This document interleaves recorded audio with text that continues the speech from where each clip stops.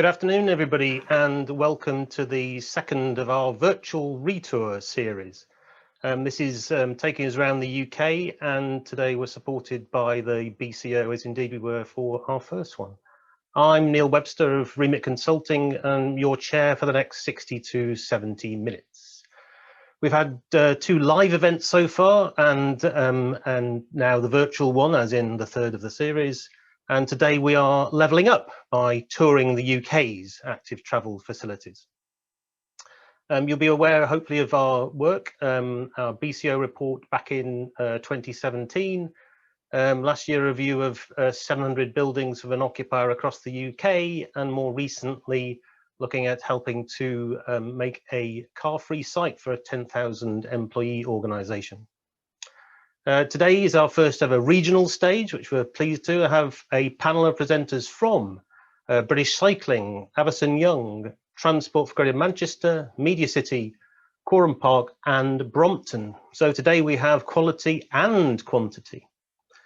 So quick introduction to the Remit team, myself, and later on you'll be hearing from and getting involved with the Q&A, which Melissa will be running.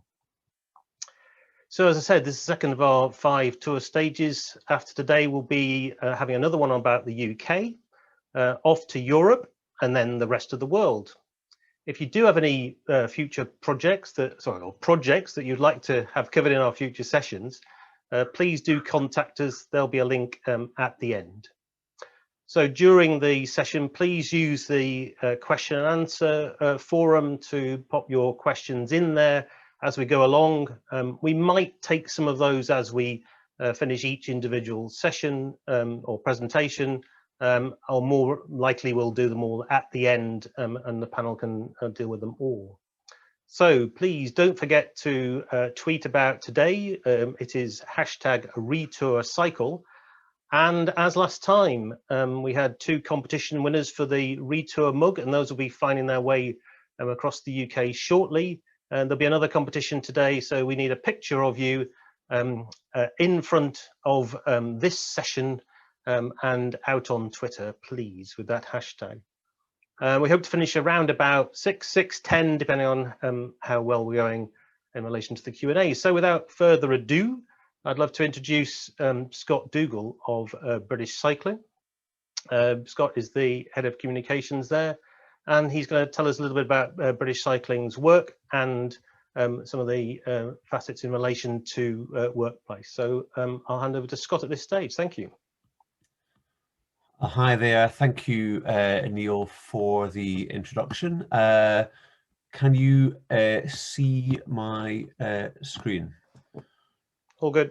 Great.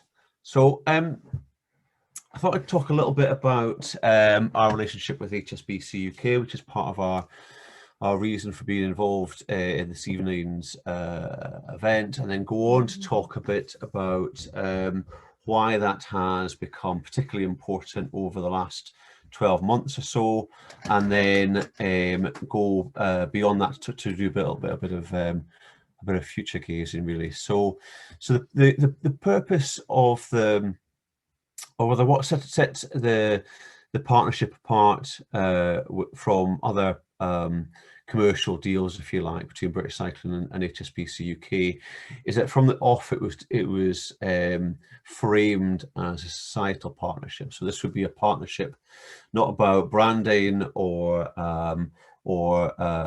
reach, but about its ability to contribute good to society. And that was an alignment of 2 aims, really. So for HSBC UK, building a greener, cleaner and fitter Britain, and for British Cycling, you know, our purpose is that together we are transforming Britain into a great cycling nation. And the good news is that it has made a difference. So 2 million more people cycling in 4 years, 1 million more women involved in cycling in the last 7 years. Annually, certainly until last summer, big city centre events called Let's Rides, where thousands of people have been given the opportunity, everyone, to experience traffic-free streets to ride their bicycles. And then the Cycle Nation project, which is a pioneering piece of research that we undertook in partnership with the University of Glasgow, which was aimed at exploring the barriers and motivations to get people to cycle to work, and that very much rested on the HSBC UK workforce. So all of that became even more relevant, if you like, last summer with the pandemic, when our working lives, our home lives, our whole lives shifted quite dramatically in a matter of hours in some cases.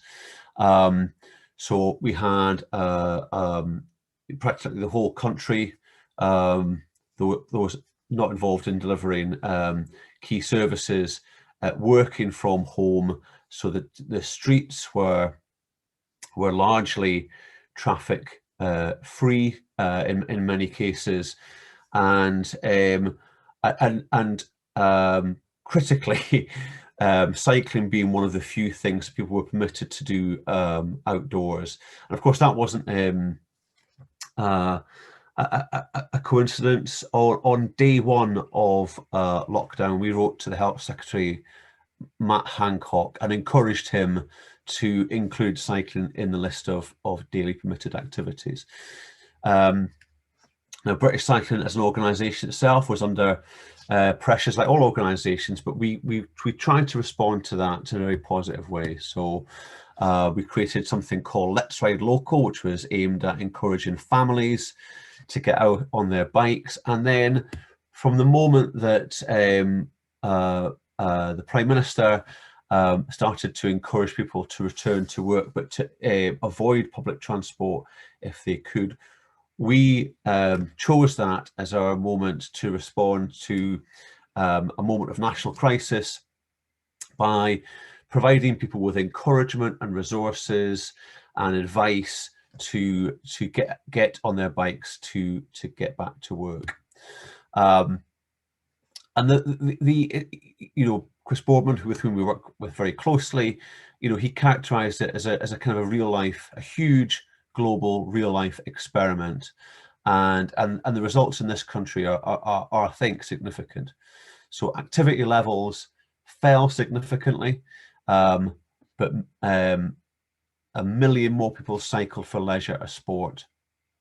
The number of children who are active fell by 1.9%, but the number of children cycling for fun or fitness between May and July rose by 18.4%. So that's 1.4 million children, more children cycling last summer. And interestingly, the number of children cycling for travel, so to go to the school or to go to the shops, rose too. And then, of course, that was followed in the late summer by there he is, the Prime Minister, and he's not sponsored by Chris Boardman, by the way, despite the fact there is a Boardman bike in shot there. The Prime Minister announcing something called Gear Change, which is a strategy to encourage people to cycle and walk more often, but particularly cycle. I'll just come on to talk about the significance of that, really, because when it was first announced, there was a great deal of media attention on the bicycle repair vouchers and on the £2 billion in investment. What we were interested in as British Cycling and other cycling organisations was really the kind of what I would call the policy architecture of Gear Change. So that is a commitment to national design standards for cycling infrastructure, the creation of something called Active Travel England to oversee the investment in active travel, possible changes to the highway code.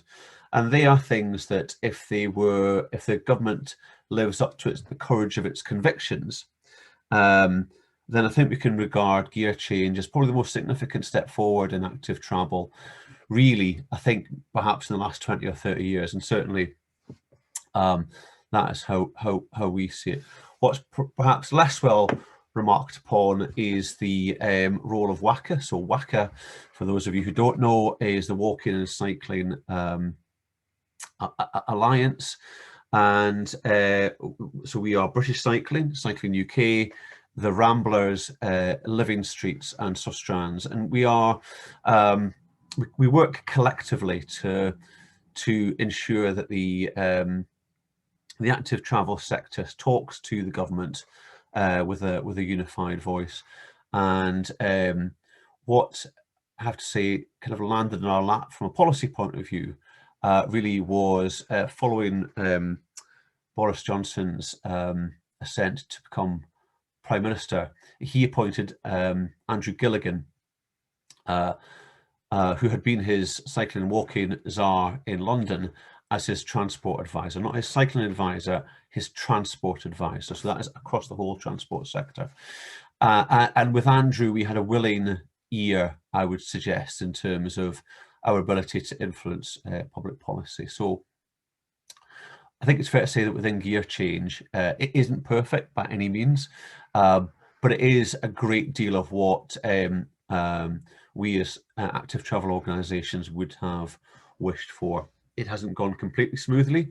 Low traffic neighbourhoods you'll read about regularly in the media, and I think that is something that is probably a lesson that the sector will be learning from. But for every bad story that is in the media, there are numerous successes which go unremarked upon, and even if it's proving unpopular within the pages of our national newspapers, the reality on the ground is that it has been largely successful, really.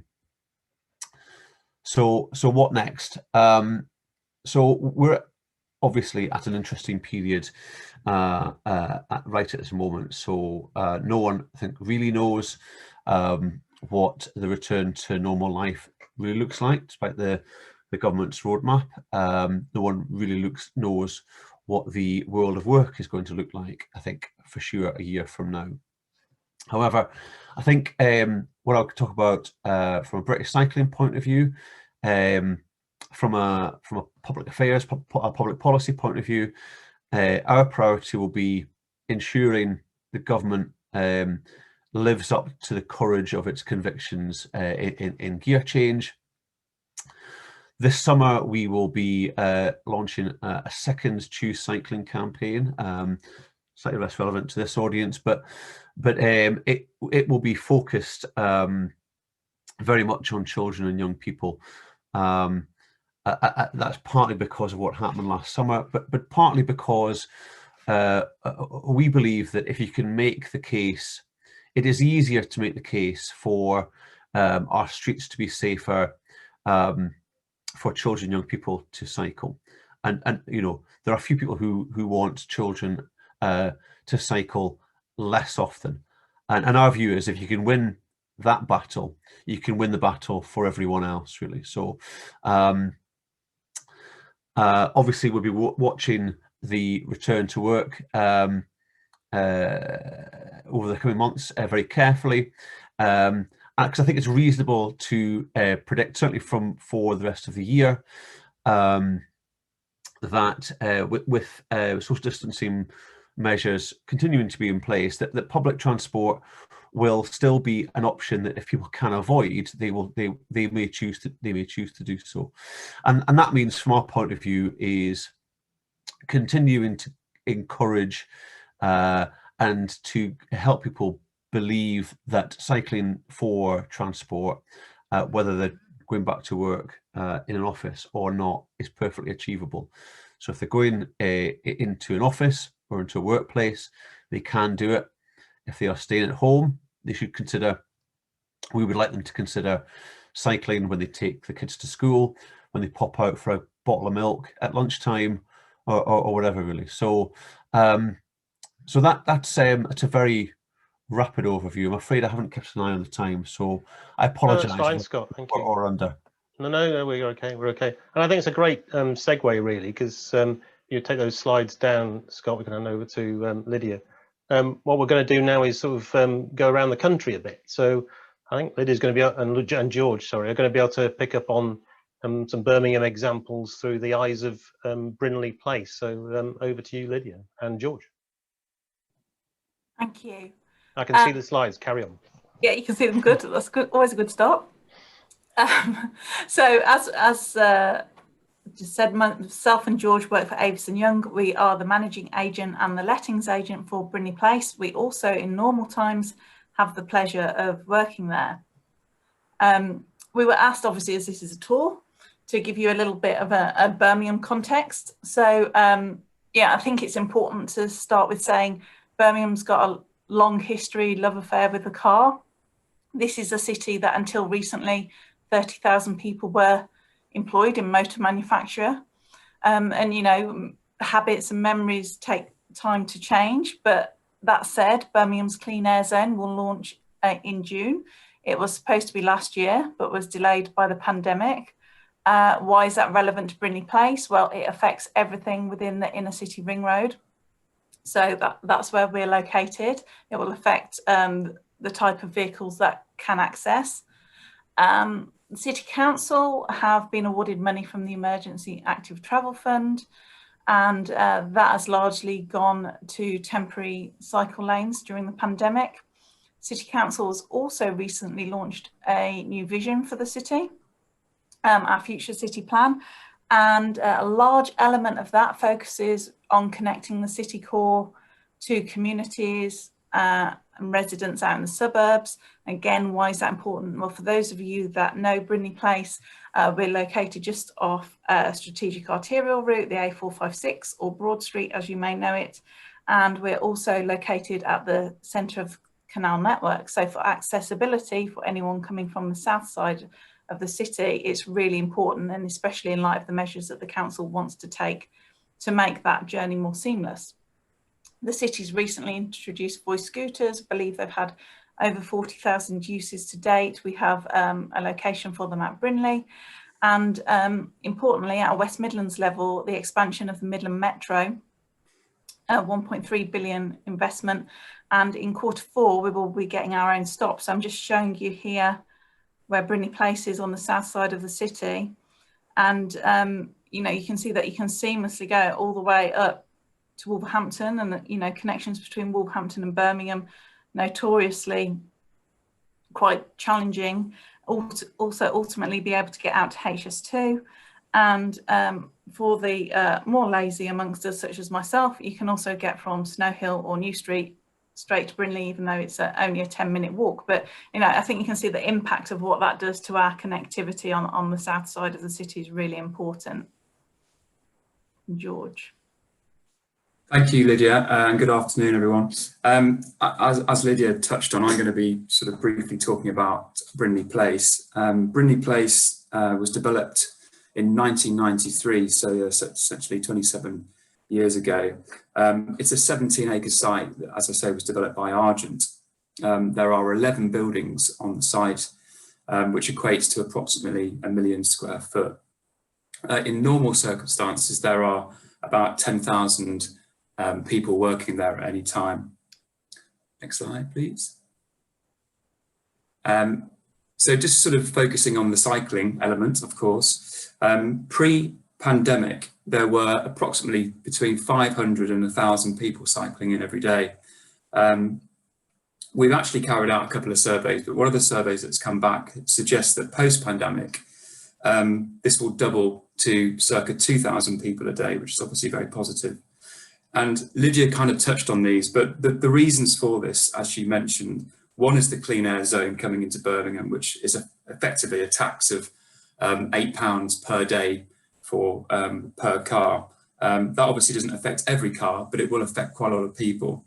Another quite important factor is the amount of development that's happening in Birmingham currently has had a massive impact on getting into the city. I suspect over time this will ease, but wherever you come into the city at the moment, that there's a lot going on. So to cycle in, quite frankly, is a lot quicker. Other things as well, again, Lydia touched on, but the council have been sort of backing us and promoting cycling and creating cycling lanes. And another important point is we are constantly liaising with our tenants those tenants are speaking obviously with the landlords, and the landlords are essentially listening to those tenants, and on the back of that have started installing certain cycle facilities, such as increasing the number of bike racks that we've got, the shower facilities, public storage of bikes on the estate. In previous times, we would probably try and hide the bikes away because it was seen as being a bit untidy. That has totally changed now, and it's all about focusing on getting the bikes into the centre and making people aware that it's good to cycle into that area. We've obviously got the Brompton bikes. I know there's going to be some talk about that later. And because we are essentially on the canal river basin, we also have our very unique canal barge, which is essentially a repair and hire centre, which does very well, and in fact they're going to be even busier. I mean, basically we're trying to do more and more through our management guys, because as I say, we manage the estate, and through Lydia and her destination marketing team, we're going to do as much as we can to help focus people's and focus minds. Next slide, please. So that kind of brings me on to the wellness element. I mean, obviously, wellness forms part of the cycling. Brindley very much likes to encourage tenants into its estate. And if you kind of go back to the original setting, so when Argent effectively built or started to build the estate, what they did initially was create the actual public realm. Very, very important. And in creating the public realm, they created some beautiful green areas, which allows people to exercise on those and obviously have a nice place to sort of work and thrive. I kind of touched on it before, but we obviously like to understand what our tenants want. And it's kind of going beyond the normal landlord. We like to really take advice from them and give advice. And if we can help them along the way with any kind of wellness agenda, then that's obviously what we're trying to do. Changing the mindset of people, I think, is essentially what we're about. Next slide, please. It wouldn't go without an office agent obviously mentioning something to do with investments within the estate. And one of those investments is in relation to a building called Ouzel's building, which is also known as number 9 Brindley Place. So it's one of the 9 out of the 11. This particular building, one of the smaller buildings within the estate, we unfortunately, but fortunately at the same time, took back about 2/3 of the building.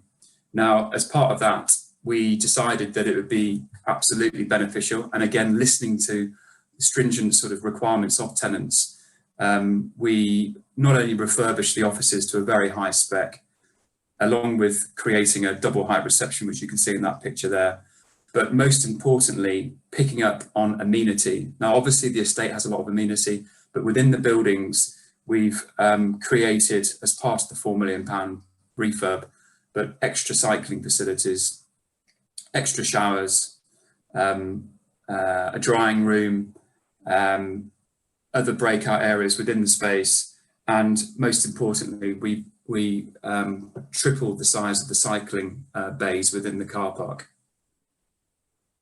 The space is still available. So, thanks, George. So, in terms of what next, talking post-pandemic, hopefully, our aim is to continue to support the cycle agenda. We aim to have a dedicated cycling campaign likely in April now, and on that we're going to be working with some cycling influencers sort of known within the West Midlands. We obviously are in constant communication with our occupiers, keeping them informed on the accessibility changes to the estate, and also understanding their return to office plans and their needs. And we've done surveys, we've done roundtables with senior leaders, but everything that we're doing is geared to supporting that return and enabling it to be as easy as possible for them.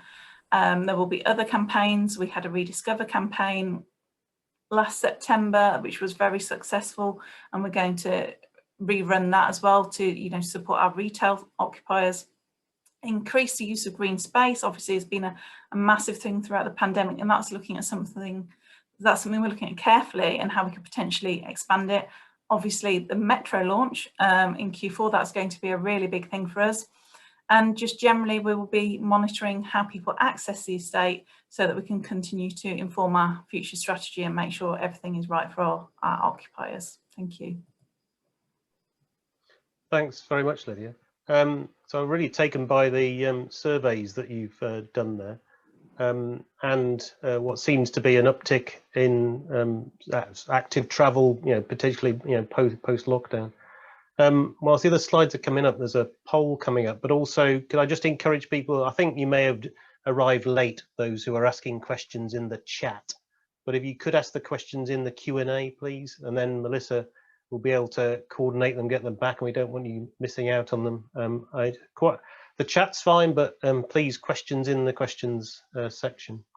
So please do participate in the poll whilst we're moving along, but over to our Mediacity and Transport for Greater Manchester colleagues for something from the Northwest.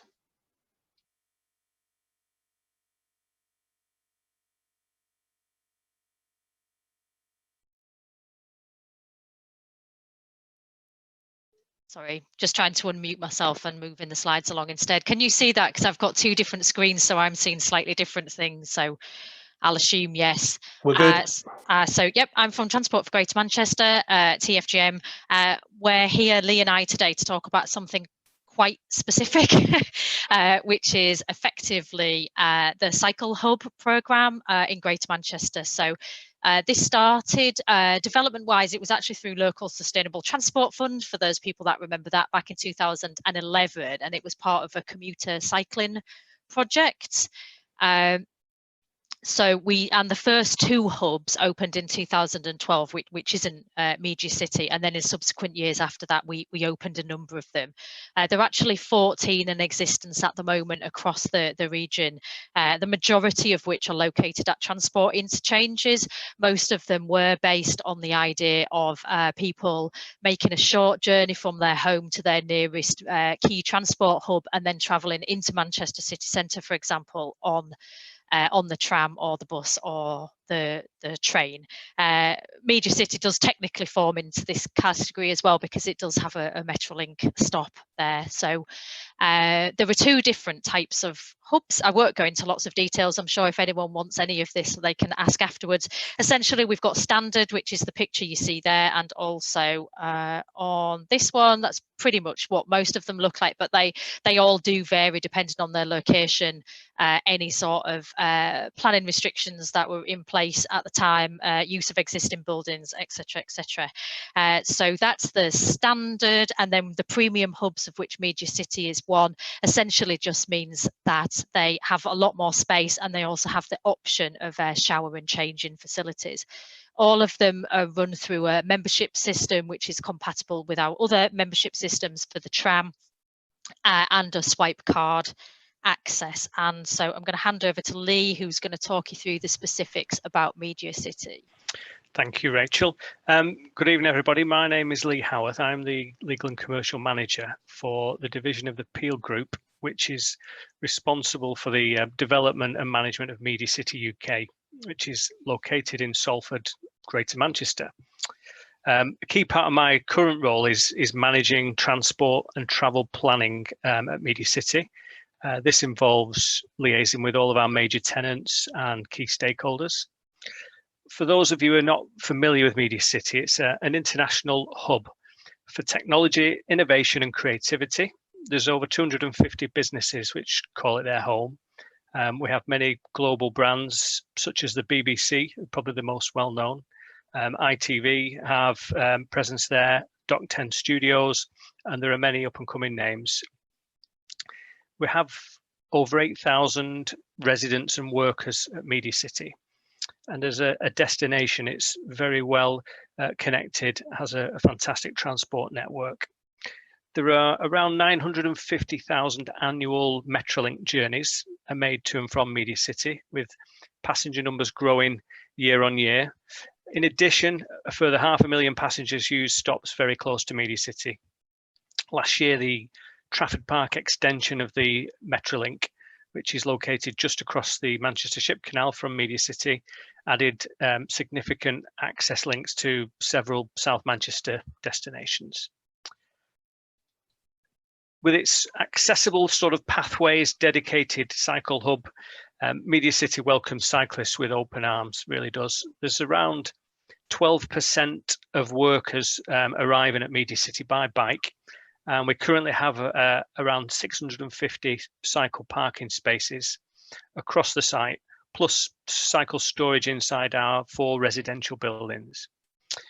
We regularly engage with all of our key stakeholders, including Salford City Council and Transport for Greater Manchester. And in the past year, we've developed a bicycle user group with TFGM to provide information and updates for all cyclists who use the site.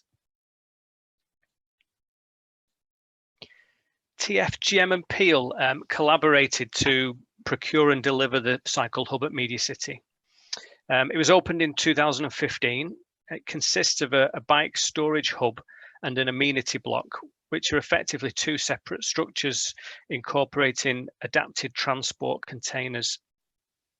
The bike storage facility contains a range of cycle stands, vertical, Sheffield and 2-tier gas-assisted racks, whilst the amenity block houses the changing rooms with showers and 150 lockers for use by the premium members.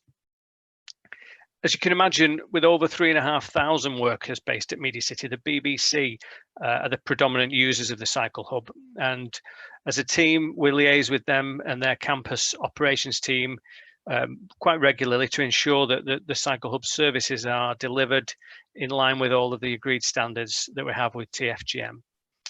In terms of services, Peel provides these operational and maintenance types of services.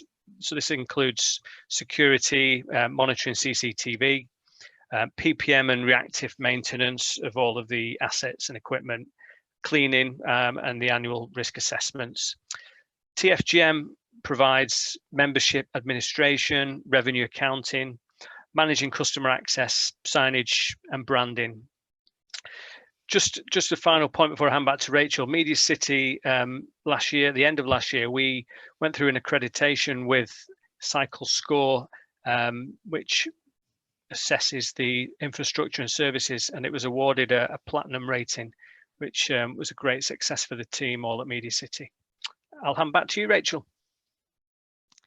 Thanks, Lee. I'm just going to summarise really with something not about the cycle hub, but I thought while I've got the opportunity to just spend 1 or 2 minutes on talking about what's happening in Greater Manchester, it would be very remiss of me not to do so. So I'm hoping people know that now I can't remember, about 4 years ago, Andy Burnham, who's the Mayor of Greater Manchester, appointed Chris Boardman as the Cycling and Walking Commissioner for Greater Manchester, which has been a real boost for our plans, I have to say. And the map on screen shows what we're calling the year of delivery, 2021. Effectively, we're creating the B network, which should be the UK's largest safe cycling and walking network in the country. And this year, if all goes to plan, we've got about 80 miles of permanent high quality cycling and walking routes will be delivered on the ground during this year. That's a combination of the Active Travel Fund that was mentioned earlier, and also the MCF, which is the Mayoral Challenge Fund, which is our version of the Transforming Cities Fund, as well as there are other schemes going on in terms of growth deal, etc., etc. So it's going to be a really exciting year for Greater Manchester, as well as just the delivery of the cycle routes. We've also got quite a programme of Cyclops junctions and various other crossings, active neighbourhoods, a GM bike hire scheme, and a range of supporting activity around basically enabling and encouraging people to be able to use the infrastructure that's going in, because obviously that's a key part, and that's effectively where I come in, because I work more on the revenue side, which is all about how to get people to use the infrastructure you're putting in. So overcoming some of those barriers that still remain once the infrastructure's in. So if anyone does have any questions, I'm assuming we sort of pass on our contact details later on. Quite happy to talk to people about any questions they've got. And yep, I'll hand over now.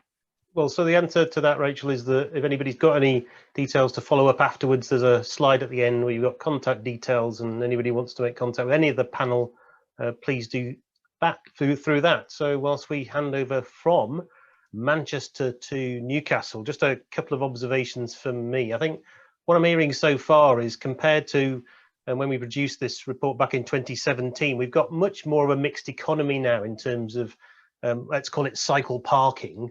You know, we've got hire schemes, we've got dockless schemes, we've got inclusive cycling, we've got exclusive tenant cycling. I think what you're hearing now is not only that, but also to address a question that somebody raised in the last session. I think we're proving that the regions have got quality as well. This isn't just a polarized London scenario. But anyway, Laura, if you want to just pull up your slides, and we can hand over to Newcastle.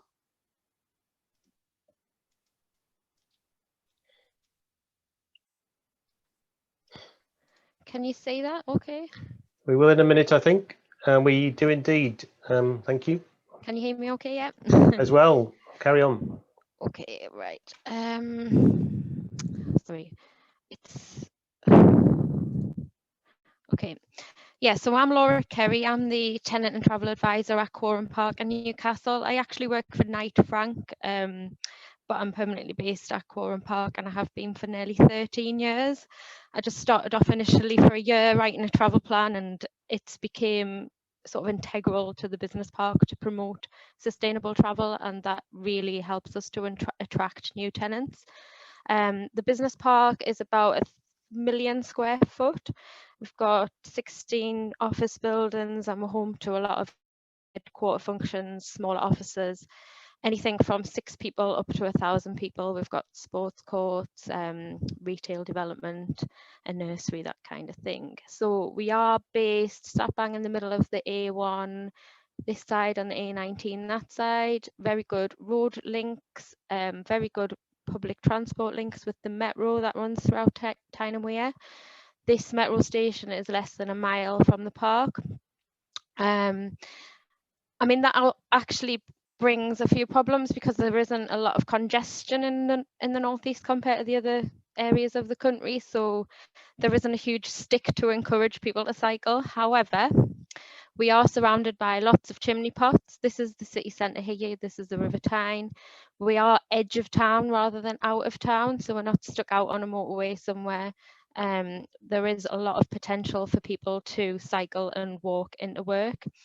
And this is the buses that operate to and from either Falling Ends or Quorum. So we've typically got a higher than average rate of public transport to and from the park.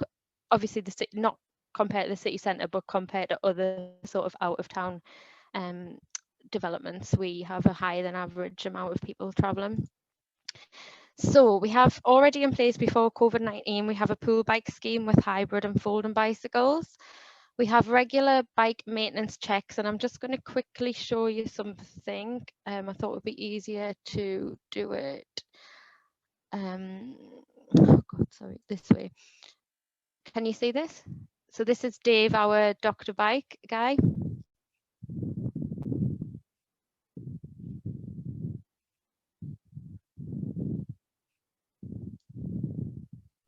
We can see him, we can't hear him, Laura. Oh, never, sorry.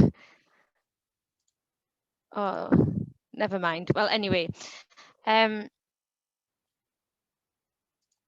about that. Okay, I'll go back to the presentation. But anyway, we've got somebody that comes in regularly to do Dr. Bike. Can you still see this presentation okay? Yeah, but if you could go full screen. Yeah, okay. So we do that at least sort of 4 or 5 times a year as a free service.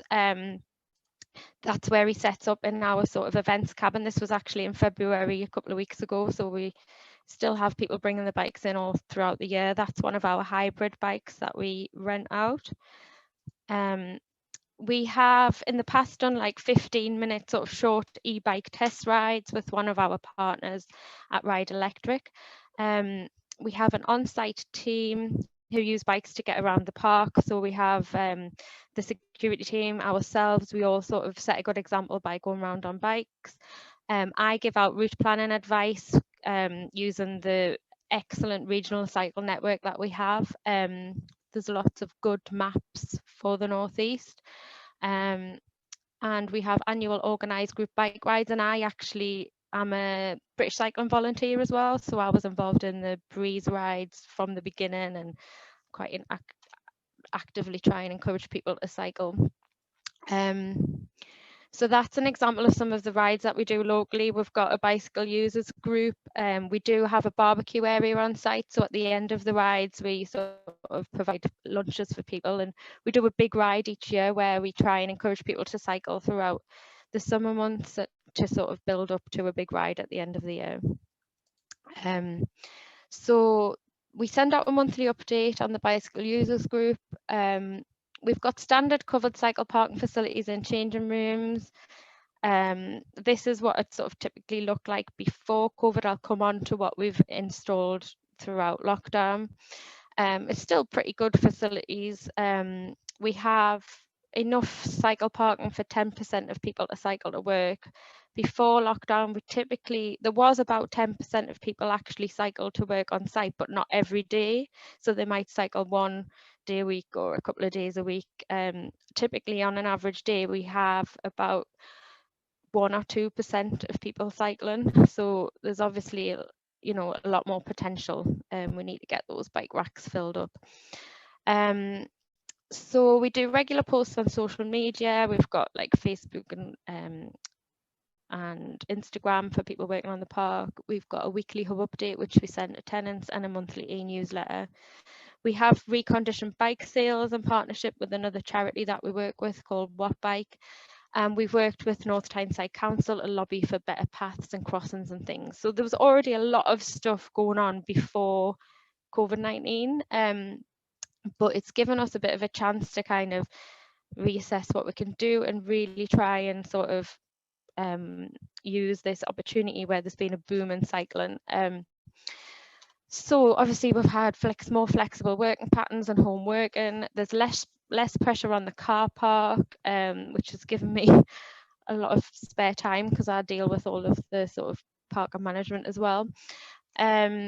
Tenants have been given back overflow bays, so where we had empty buildings, they could rent the overflow bays. So almost 100% of the overflow bays have been given up, and we're hoping that they're not going to get them back after lockdown.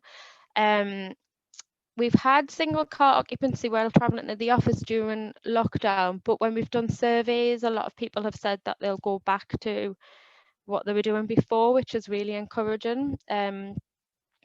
So we are a little bit worried that the demand for parking will still be high as people will only be coming in 1 or 2 days a week. So they might just think, all right, okay, well, I'll just use my car and I'll not bother getting public transport because it's more expensive to travel 1 or 2 days a week by public transport.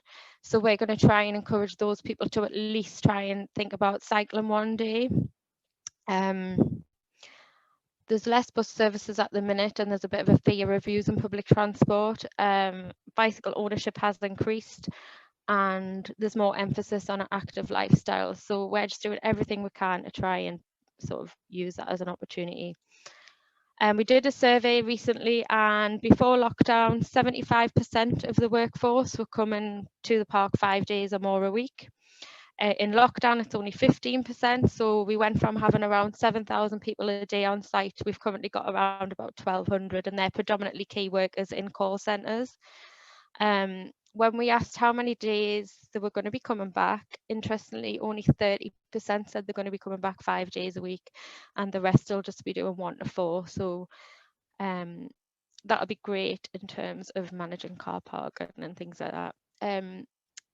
Before lockdown, less than 4% were fully home-based. After lockdown, we've been told through the survey that probably around 10% will be fully home-based. So it's quite interesting stats that we've got there. So what we're going to do, things that we've been doing already, we offered a week-long e-bike trial with key workers throughout lockdown. We did this in partnership with Ride Electric, who are a local company who sell and hire e-bikes. We've since added a pool bike to our fleet in February 2021 because that trial was so successful. We had a waiting list of people that wanted to try out e-bikes to and from work. And we've actually been promoting an e-bike adoption program as well with Ride Electric, where people can give up their public transport ticket for a month and instead hire an e-bike for £40 a month, which is really competitive in comparison to a public transport ticket. So we've had a few people on the park sign up to that as well. This is a guy that did the trial who said he really enjoyed the experience. He'd never ridden an e-bike before and he wanted to see what they were like. Hills are not hills on the e-bike, they're just flat. So you basically paddle flat home from work. It really doesn't need a lot of effort. I'll definitely consider buying an e-bike for commuting. So that's really positive feedback that we're getting from everyone that's using the e-bikes, and we're using these as examples when we're promoting the e-bikes as well. This is the e-bike that we have in our fleet, and this is the sort of bike adoption program that I talked about. I'll nudge you along, Laura, 2-3 minutes. Yeah, sorry. So we've offered a week-long e-bike trial, as I mentioned. We've got e-cargo bikes, so we've actually branded that up as well. So our security team goes around on that.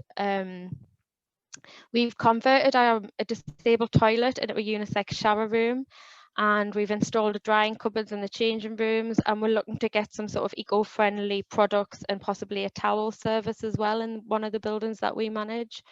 So this is the sort of drying room, and this is the new shower room. We've made cycle parking more accessible because we had feedback that some people couldn't get into them. So if you see here, cars were sort of like parking right up against the cycle parking. So we bought these little stopper things here, which are really cost effective. We've taken some tenants who have given back car parking spaces have then used that money to invest in better cycle parking facilities. So these are more secure, particularly for people who are buying e-bikes, they want a more secure option. So these are some of the new cycle parking that we've got. So yeah, we've actually started doing a bit more of like social media and blogging and things as well. We just launched the Kinto Join app. So I'm going to leave you on a little video, which is an example of the things that we have been doing. I don't know whether you're going to be able to hear it though, so it might not work. You could talk over the top of it. Do you think? Do you know Well, what? Laura, I'll just leave it. I'll just leave it. Time, yeah. I think, as yeah. well. So the Kinto Join app, I'll just basically tell you what that is. It's basically an app where people can sign up and they get rewarded for walking and cycling. So it uses GPS, and you start the journey, and yeah, every time somebody logs a journey more than 1 kilometre by walking and cycling, they get a point, and then they can exchange the points for rewards. So if anyone wants to sort of look that up, definitely look into it, because we've actually put out a press release today or tomorrow, which is going to be all over LinkedIn and stuff. So if you have a look on our LinkedIn, you'll find out a bit more about that. And we're launching an office app as well, which is going to allow people to book pool bikes and things through that. So there's lots going on. So yeah, I think that's about it. This is just a kind of a little flow chart to show you our process. So people borrow a pool bike, they can then buy a reconditioned bike, or they can purchase a bike through a Cycle to Work scheme, or they can get a discount through our Q card scheme, or they can rent an e-bike. So there's plenty of options. Then we encourage them to join the bug, get free maintenance checks every month, and cycle to work and earn points. So that's basically everything in a nutshell there. Thank you, Laura. I mean, I think what you've summarised there is the sense that everything I said about the mixed economy, you've included in Quorum Park, really. So as you said, in a nutshell. So if you want to drop your slides down, and we'll get Julian on. I don't know how to do this. Sorry. It's the unshare.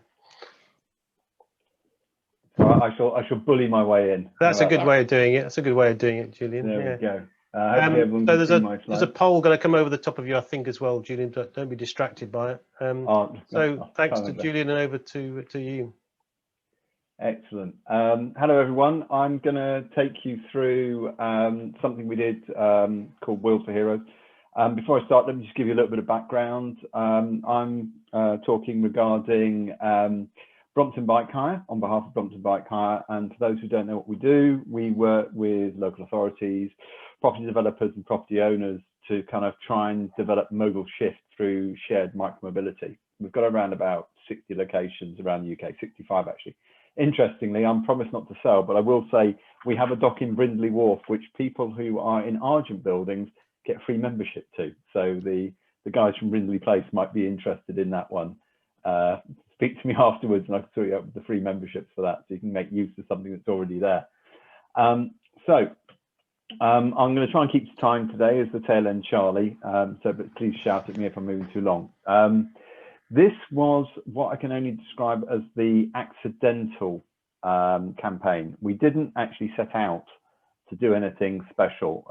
We were basically contacted by St. Bart's Hospital in kind of late February, early March last year to say, by a Brompton owner, could we lend them a couple of bikes for their staff to use, because they're a bit nervous about using the buses to get to and from the hospital. So we did, we lent them 2 or 3, and then 2 or 3 turned into 10. And then on the Friday of that week, my head of ops came to me and said, this is getting a bit crazy, we're having to do this piecemeal, can we just give them a promo code and tell them to pick a bike up from the lockers? Didn't think much more of it. I got another call from my head of operations on the Monday morning to say, Julian, we haven't got any rental bikes left, they've all gone.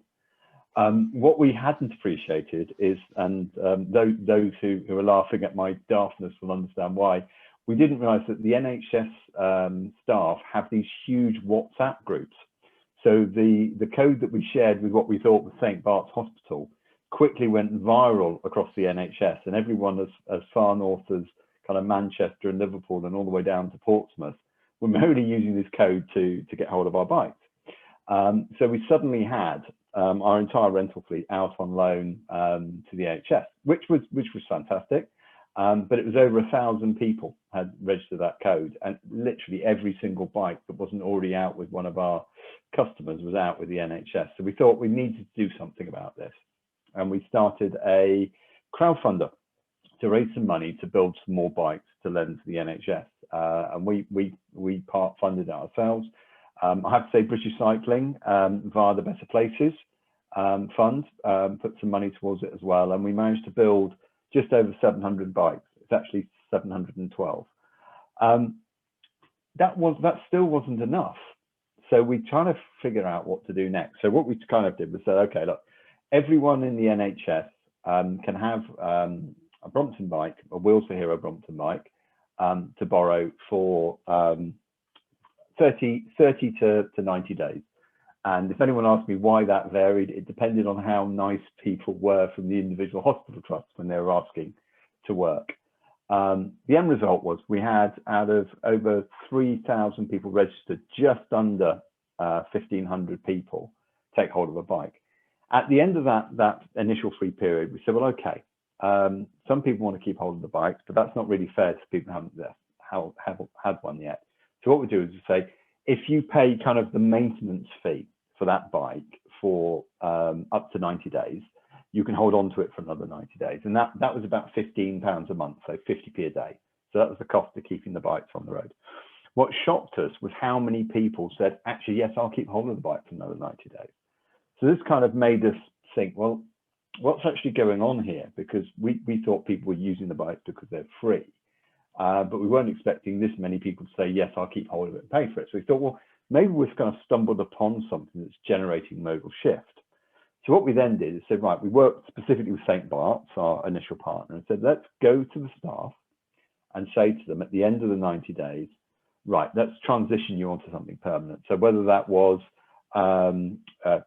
putting them in touch with their Cycle to Work scheme so they could take advantage of the discount you get through Cycle to Work, and indeed being able to spread the payments every year, whether it was putting them in touch with a local cycling charity. I was fascinated to hear someone else had thought of the same idea. So they could pick up a refurbished bike for something between £20 and £50, or whether it was kind of putting them onto either our hire scheme or the Santander Cycles London scheme. This was in London. 20% of the people who started with the free trial, or 21%, actually went on to a regular mode of transport. So that's 1 in 5, and it was just staggering. We've been working for 10 years attempting to move people into cycling. That's the purpose of Brompton Bike Hire, is to be a kind of driver for modal shift. And we've never seen numbers for this. So, I mean, we kind of thought, who knew that free was the answer? Well, probably a lot of people. So we're not stopping there.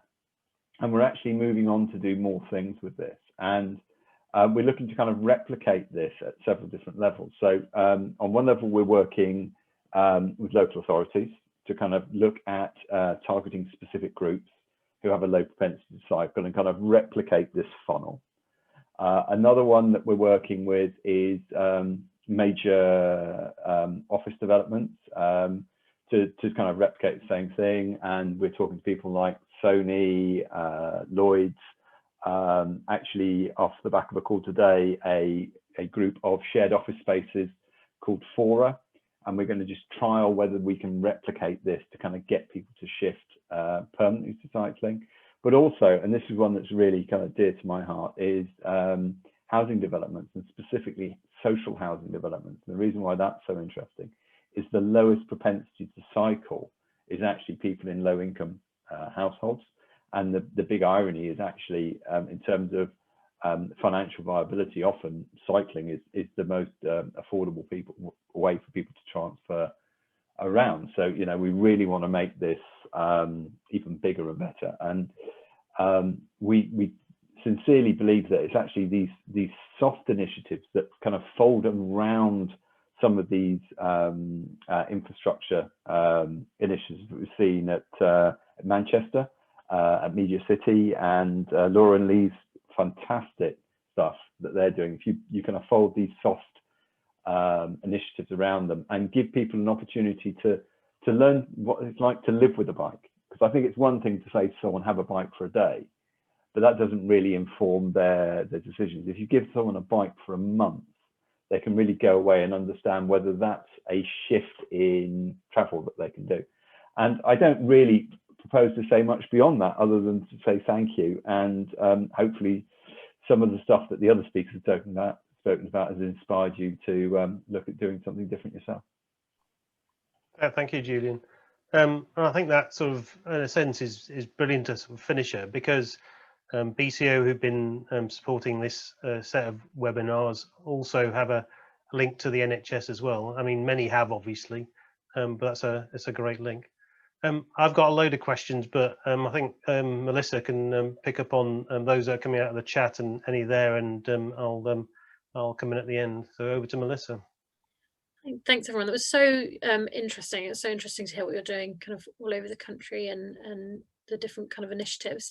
And we have had a few questions, and there's one that I think is not specific, but hopefully you will all have views on. And that is post-pandemic. Do we think that do you feel kind of at your sites, or, you know, with the BCO or with Brompton, that there will be an increased sort of fight between and conflict between car users and cyclists as the number of cyclists increases, and what do you think should be the kind of network improvements to manage the conflict between the different types of road users? I'm a half full kind of guy. You wouldn't be in micromobility if you weren't a half full kind of guy. But actually, I think a lot of people who had never cycled before, or not regularly before, took the opportunity during lockdown to cycle as a kind of a means of release, a means of exercise. And, you know, perhaps I would argue that some people have cycled a mile on another man's toe clips, and have kind of got a sense of what it's like to be on a bike. There's a lovely experiment they did in Malaysia a few years ago, where they put a load of bus drivers onto some bikes that were fixed to the road, and then got buses to go past them at 60 miles an hour to show them what a close pass felt like. And maybe there's been too few people on sunny Surrey lanes who've suddenly discovered what it's like when a car gives you a close pass.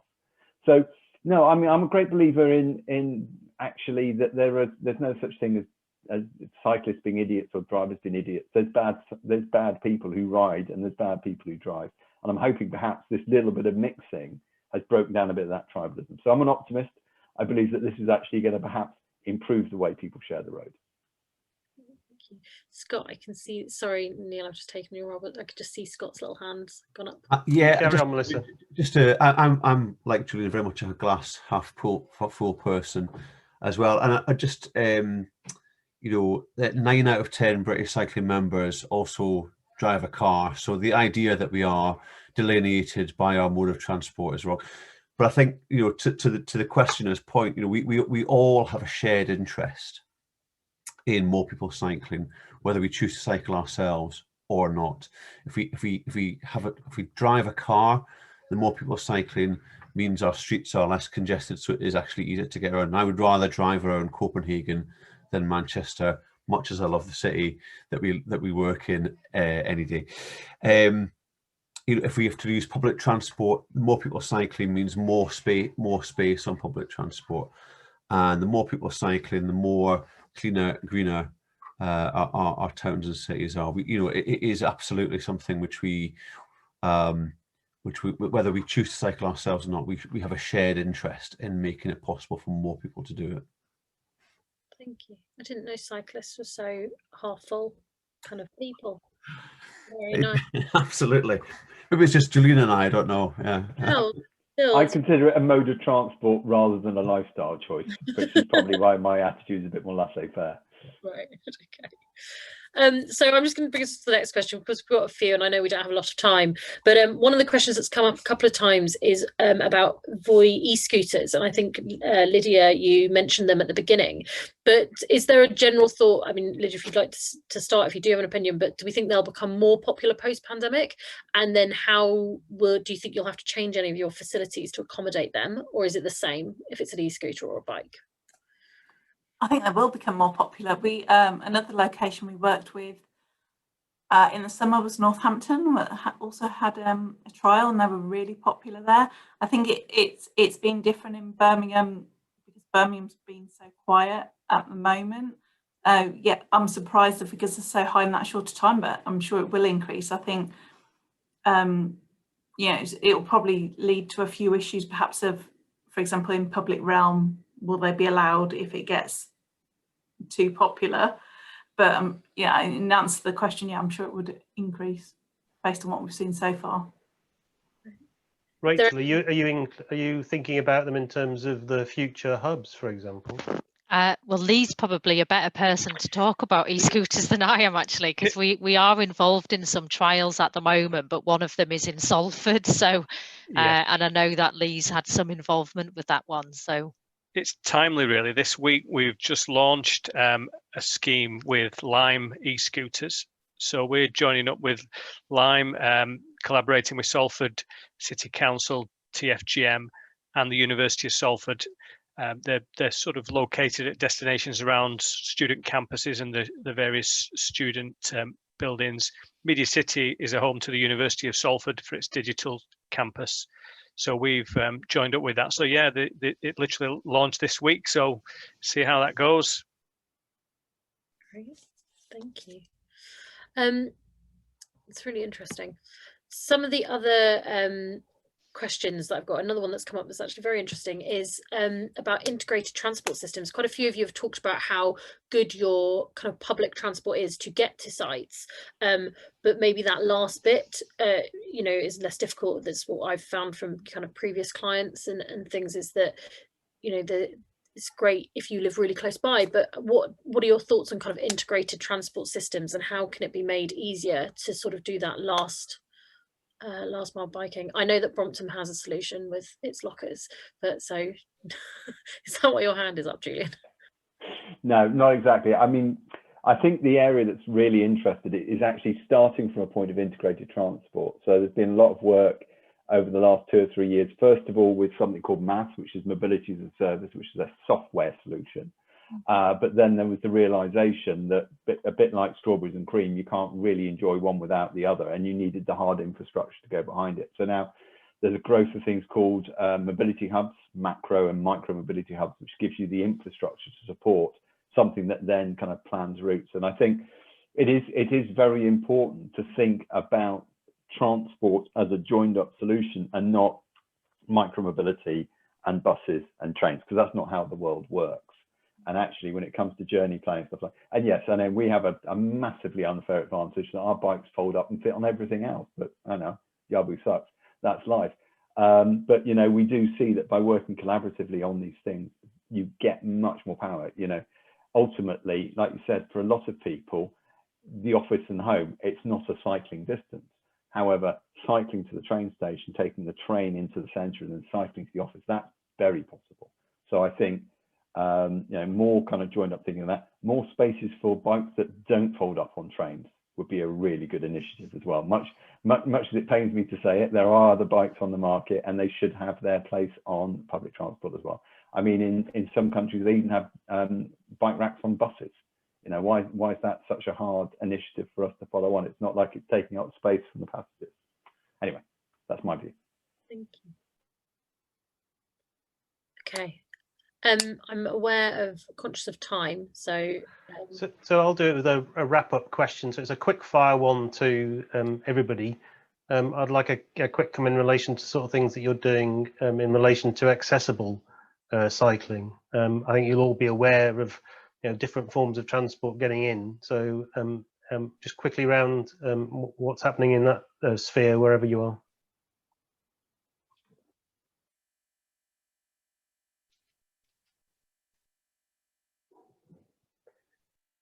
Anybody want to jump in on that one? I was going to say, it's kind of putting us on the spot a little bit, isn't it, there, really? Well, I mean, obviously from our point of view, we sort of liaising with, you know, with the highway authorities in terms of building infrastructure. So that obviously needing to make sure that anything that's built meets, you know, the requirement standard. So that's one of the things.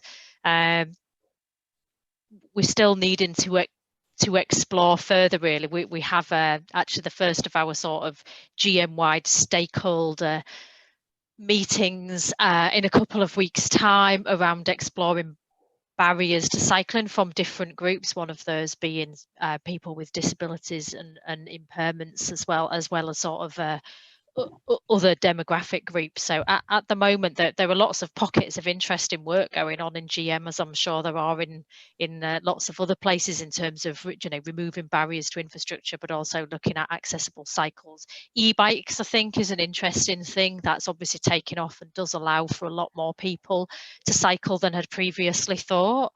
But I would say it's very much still an area that's sort of in development for Manchester, Greater Manchester. Thanks, Rachel. I think I'm going to take that as a sort of you know, description of probably what most people are doing, and that's, you know, take it on board and dealing with it. So conscious of time, I am going to wrap it up there.